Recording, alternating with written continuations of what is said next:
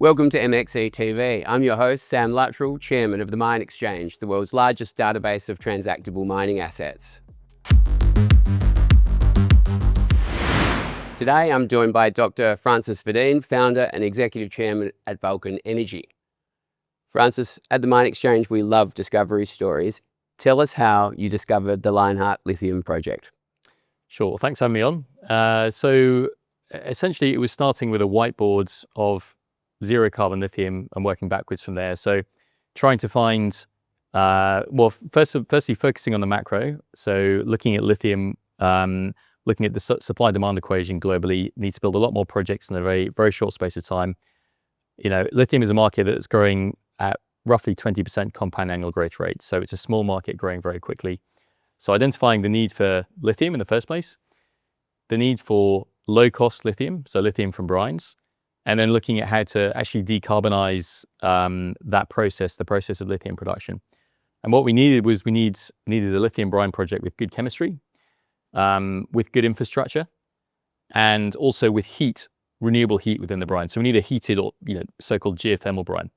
And so it was looking at basically triaging where we had those conditions all together, and that was the Upper Rhine Valley in Germany. And then it was a matter of reaching out to the right people there. So very early on, I reached out to a chap called Dr. Horst Kreiser in Germany, who was an expert on the region, geothermal brines, and we really sort of initiated starting Vulcan together. And then it was sort of building the team, building up the project, acquiring the infrastructure, and putting together the technology, the team, and the assets together. So that was sort of the genesis of Vulcan from when we first started in 2018. And tell us a little bit about Vulcan's products and how they will distinguish themselves in the market as compared to the lithium products of other producers.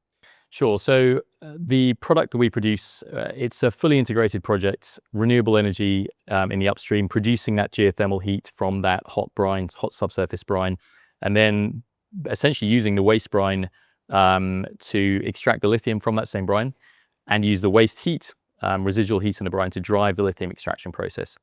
We're using an established process called adsorption type direct lithium extraction. That process it's a physical process, not chemical, and it's driven by heat. And our competitors globally are using gas to heat up the brine, fossil gas essentially. Our brine comes naturally renewably preheated. And what that means is we can get our carbon footprints to essentially carbon neutral, net zero. And so it's a differentiated product for two reasons. One, it's produced in Europe, and we're producing for the European automakers, including Stellantis and Renault and Volkswagen, but also because it's a very, very sustainable product. So carbon neutral, very low land footprints. It's basically a renewable energy plant on the surface and very low water footprint. But most importantly, that carbon neutrality, that's how we differentiate our product. And switching to the funding side, in critical minerals, we're seeing more and more public participation in the funding of projects. Tell us a little bit about your funding for the Lionheart project. Yeah, essentially because these supply chains are regionalizing, we're seeing very strong public support for building these projects locally. So we're seeing in the US as well, similar story, US government getting behind these critical raw materials projects, lithium projects. From our perspective in Europe, we see support both on the renewable energy side. So we've received €100 million grant from the German federal government for our renewable energy side of the business, which was really welcome. And we're in the running for some further funding on the lithium side. We've seen very substantial backing from the European Investment Bank as well. So the European Union is really getting behind critical raw materials production in Europe, lithium production in Europe. So we've had board approval, conditional obviously, from the European Investment Bank for a funding envelope of up to €500 million as part of our funding stack. So all going well, we should have commercial and development banks, export credit agencies such as BPI France, SACE in Italy, EFA in Australia, also the European Investment Bank backing us, public grant funding, and then asset level equity as well. So we're in negotiations with strategic equity investors to come in at the asset level with us for our phase 1 project. And so that sort of comprises the whole equity stack. So that public funding is really important, sends a really strong signal to other investors. And the lithium market has shown significant volatility in recent years. Could you, as an expert in that market, give us a bit of an insight into the structure and dynamics of the global lithium market today? Sure. Well, as mentioned at the beginning, it's a very small market that's growing very quickly. So it's still, just over 1 million tons of supply demand per annum, but it's growing very quickly, essentially matching the growth rate of the electric vehicle market. So about 20% compound annual growth rate. And what that means is every time new supply or new demand comes on stream, you get these violent oscillations in spot pricing. So when we started, Vulcan price was sort of $7,000-8,000 a ton for lithium hydroxide. Then it went up to 70, 80, 90,000 a ton over 2021, 22. Now it's back down to, let's say 9,000 a ton. So huge oscillations, very violent, sort of unstable oscillations in the market. And that's just the growing pains of a small market. So what we've done is we've taken the steps. We've decided to, obviously we're project financing, we're raising a substantial amount of debt, and therefore we've taken the step to tie up our first 10 years of production with offtake agreements. So hence the automakers, Stellantis, Renault, battery makers, LG, cathode makers, Umicore, and that has an effect of really stabilizing the lithium pricing for our project. And the banks like that. So that's our approach to it.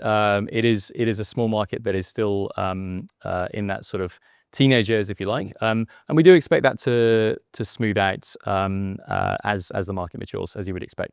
And so the market as it currently is often said to favour hard rock producers. Yep. Do you see that advantage continuing? Essentially, the first wave of lithium was all about speed to market. And I was actually involved in starting a hard rock lithium company back in 2014, which the asset ended up getting taken over by Pilbara Minerals and was part of that project, which has become very successful. Look, hard rock's always going to have a part to play. It's short-term demand response, essentially. And that's what it did in that sort of last wave in 2016, 2017, when hard rock really had its time in the sun. But lithium production from brines long-term has an inherent advantage, and that was part of the reason for starting Vulcan. It's a much lower cost, typically a much lower cost method of lithium chemicals production. And that's why we see large corporates like Exxon, like Rio Tinto, really move into that brine space and make their bets with their large balance sheets for the future on low-cost lithium brines. So that's why we've really focused on OPEX, on cost of production, and that's why we really positioned ourselves as a low-cost project for the long term.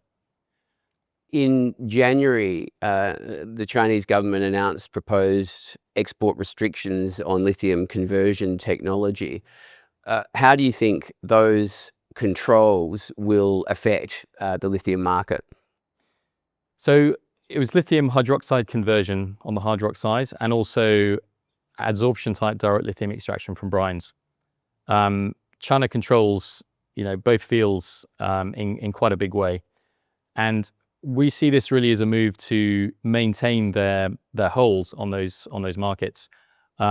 We took the decision years ago to build that capability, the ADLE as we call it, capability in-house. And I think that's very important going forward. So there's not very many Western companies who have that ability in-house. The only other Australian company is Rio Tinto post-Arcadium acquisition alongside Vulcan. But we've invested well over $100 million and a number of years on developing this in-house capability. So we make our own adsorbent. It's the adsorbent technology that they are restricting.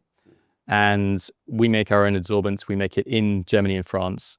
And I think companies that have that ability will be well positioned for the future. And ultimately, look, it's the lowest cost method of lithium production, right? So the move to restrict it is to maintain China's lead, if you like, on that cost position. And I think we're well positioned in Europe, and I think others are well positioned in the Americas to be able to counter that as long as you've got that technological ability in-house. Francis, as someone with experience originating mining projects, where do you see the Minexchange fitting into the M&A market going forward?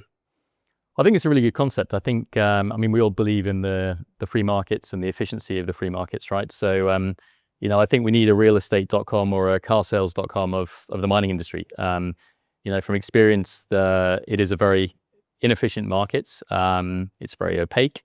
There's a lot of middlemen in various parts of the world. And I think having that efficiency, having all the projects, transparently shown, having that transparency, I think is very timely, and it's very helpful. So I'm sure a lot of financiers and companies out there will find it very useful. Dr. Wedin, thank you for your time. If you'd like to find out more about Vulcan Energy, their website details are below. For all of those watching, if you'd like to find out more about the Minexchange, go to theminexchange.com, where you'll see over 300 projects for sale.